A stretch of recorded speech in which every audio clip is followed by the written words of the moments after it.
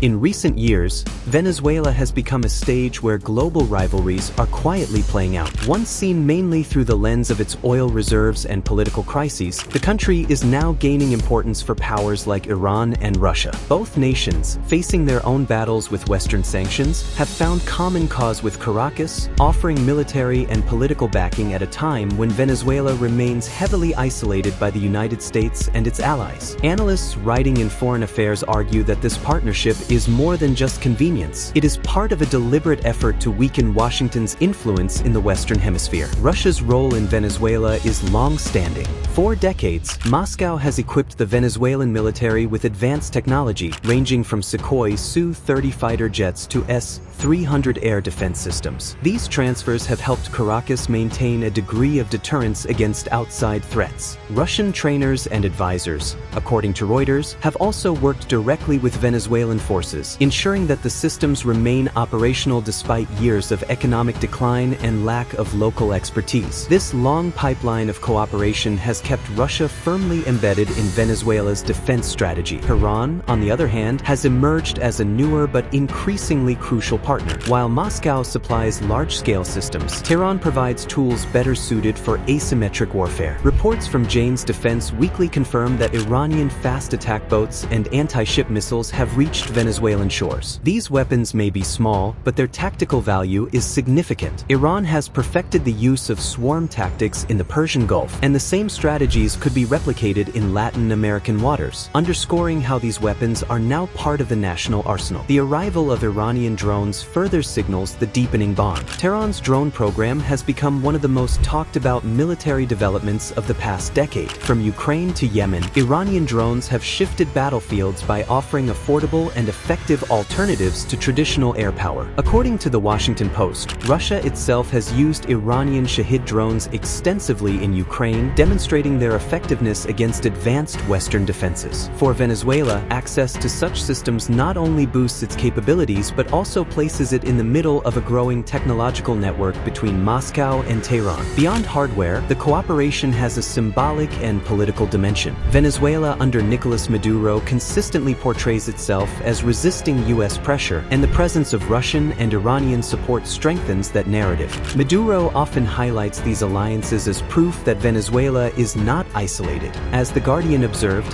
showcasing military cooperation with two of Washington's top adversaries allows Caracas to send a clear message both to its citizens and to the international community that the United States does not hold a monopoly on power in the Americas. Iran's broader military ambitions also add weight to this partnership. Despite decades of sanctions, Tehran has developed missiles with ranges exceeding 2,000 kilometers, such as the Shahab-3 and Karamshar. Western intelligence agencies, quoted by CNN, warned that Iran's space launch program could provide the foundation for intercontinental ballistic missiles, raising alarms far beyond the Middle East. By exporting parts of this expertise to Venezuela, Tehran not only supports a political ally but also tests how its technologies adapt in new environments. For Russia, maintaining a foothold in Venezuela serves a dual purpose. It ensures Moscow retains influence in Latin America while also signaling to Washington that U.S. involvement in Eastern Europe will not go unanswered. As Al Jazeera reported, Russian defense exports and training missions in Venezuela highlight how Moscow uses global partnerships to counterbalance Western power. At a time when Russia faces isolation over the Ukraine war,